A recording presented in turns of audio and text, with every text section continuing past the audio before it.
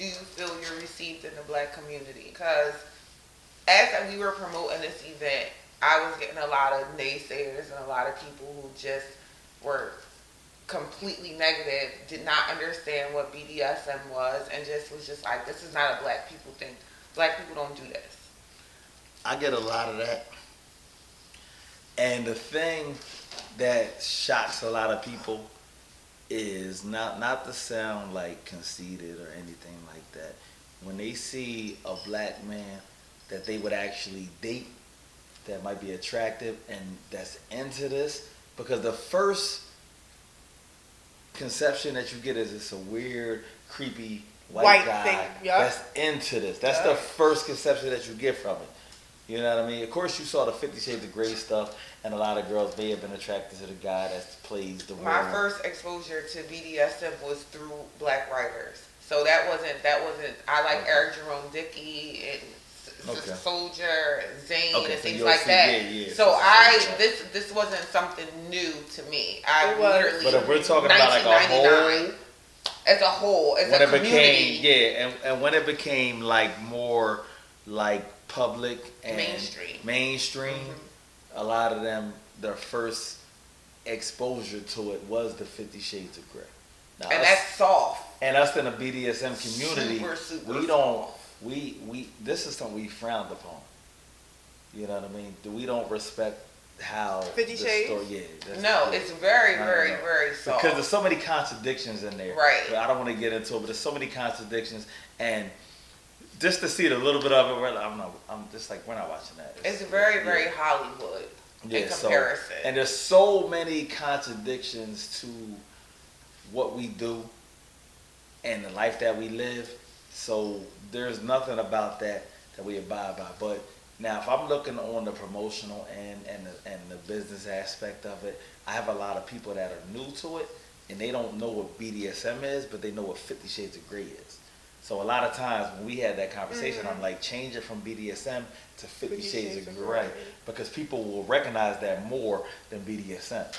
So when you educate and somebody comes around, you educate them, you say, you know all that 50 Shades of Grey stuff. But even 50 Shades of Grey, the book is way more graphic than the movie. So then you can even differentiate in those small scales and saying whether you read the book or you've seen the movie. But even from following you on Instagram, like going to your event, like I swear, I've lost count of how many followers we've gained from just tagging you and you reposting us and stuff like that. Like when people follow us, I always look at who they're connected to. Yes, and I was surprised at how many black people are. To me, it seems like it's a lot of us who are open to it and are into it. It's a community to it. So the thing is, when you're new to it and you're just coming in, you don't understand that there's a community to where they only do POC, people of color. So there's munches, munches like BDSM, sip and mingle. So where you eat, you munch, and you talk about. You were about to have that when I just seen it. But it's just gonna be. It's not gonna be just hot dogs, right? Because I seen hot dog. No. So the hot dog munch is in Maryland. So that's the hot dog munch. So they got like vegan, beef, turkey, they got different types of hot dogs. Yeah, I don't eat red meat, so there's so that's in Maryland.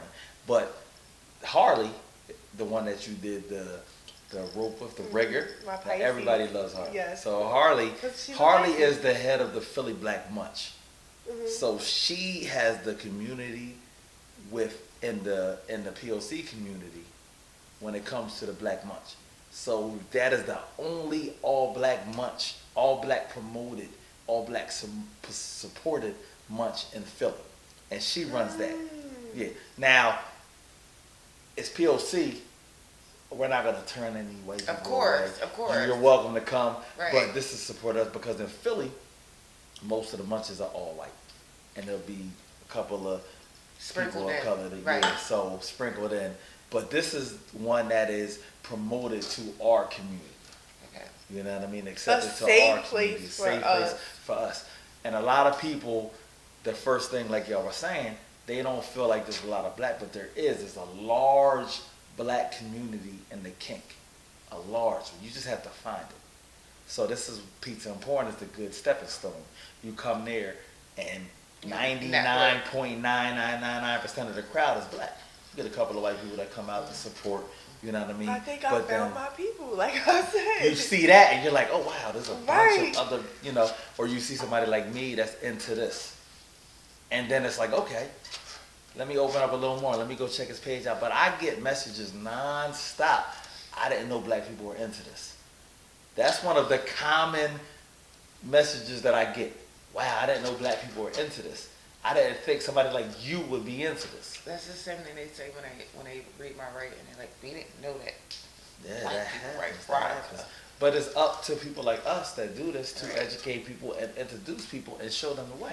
Yeah. This is why I created the Sip and Mingle, the pizza and porn, for people to come out, and I push it out. Hey, come out and see a live demonstration. And this is why we, Uh-oh. excuse me, pause, so we can edit that.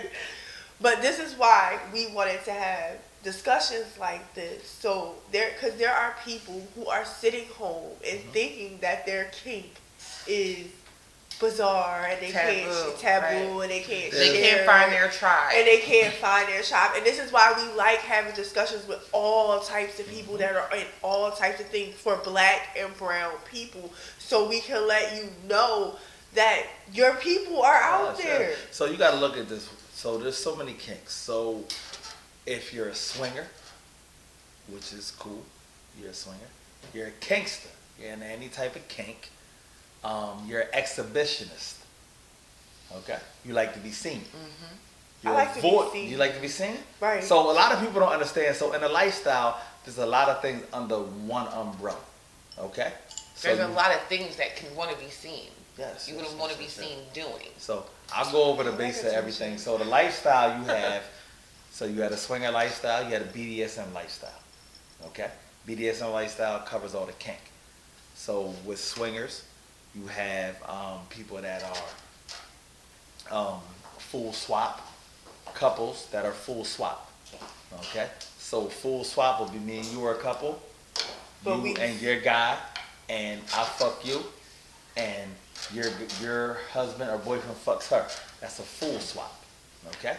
You got a soft swap, to where we switch, but we don't do penetration. Okay? Oral, kissing, all types of fondling and all that stuff, whatever. You have that. So then you have same room play, you have separate room play. So we fuck in the same room, or you have a situation to where I go with you, she goes with your husband, and we go to separate rooms because we don't want to watch each other fucking another person. Okay? Then you have unicorn. Me and you were together, she's a single woman.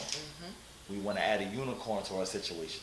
So unicorns are like the I was a everybody unicorn wants before. a unicorn. I was a unicorn before. So unicorns play with couples, single guys.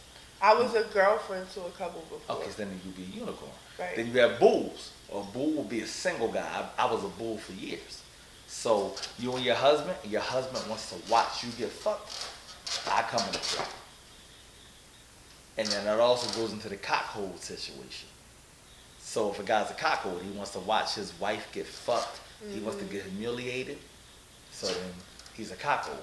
So he would find a bull, and then I would fuck you in front of him, but I would humiliate him.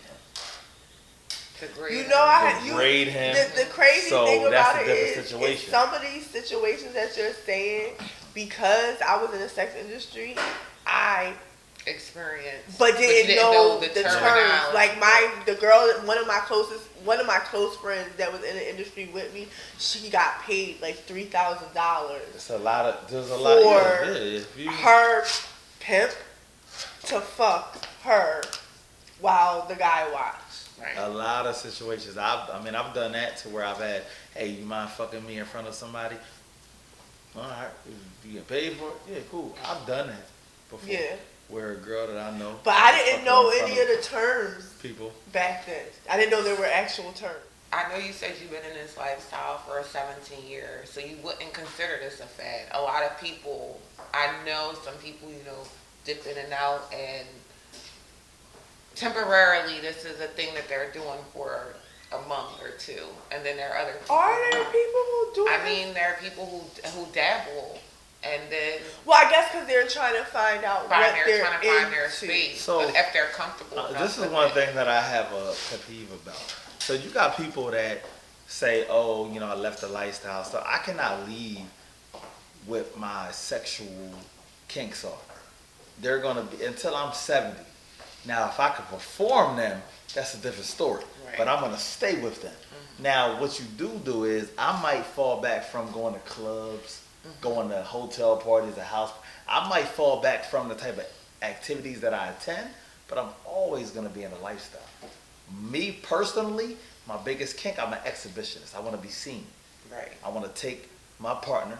I want to eat her pussy in front of 200-300 people. I want to fuck her face, get head in front of a whole bunch of people. I'm an exhibitionist. I want to be seen. I want to fuck the shit out of her in front of everybody. That's my biggest kink in the lifestyle. Now, I can fall back from randomly playing and doing all that stuff with other people. My biggest kink is being an exhibitionist and also being a voyeur. But this is why I like to go to clubs, swingers clubs, because the vibe is different. I can go watch you and your partner fuck and then be cool. Just drink and sip a drink. It's not like going to a regular club. If I want to just go watch, I just want to be around open-minded people. Right. I'm going to go to the swingers It's club. the energy. Yeah, the energy is different. You know what I mean? When you're around people that It's the energy. when you can be nude around somebody, you can fuck somebody, and then they can just have a conversation with you like it's nothing. Right. That energy is different. It is different. Yeah, yeah. It don't make you feel weird. It don't No, make no, you no. feel uncomfortable. It's just a good And energy. whatever your kink is, when you're around true lifestyle people, nobody judges you for your kink. Right. If I like to pee on people, they're like, oh, okay. They may not be into it, but they understand that. That's my kink. Not saying that that's what I do, but my kink is my kink, and people accept me for my kink. If you like to be fisted, that's your kink. And a body out this world, found her on the side and turned into a dancer. She know not the question, daddy got the answers. I'ma fuck you like a porn star. We record and make a movie. I keep sucking on your coochie. You keep buzzing like a Uzi.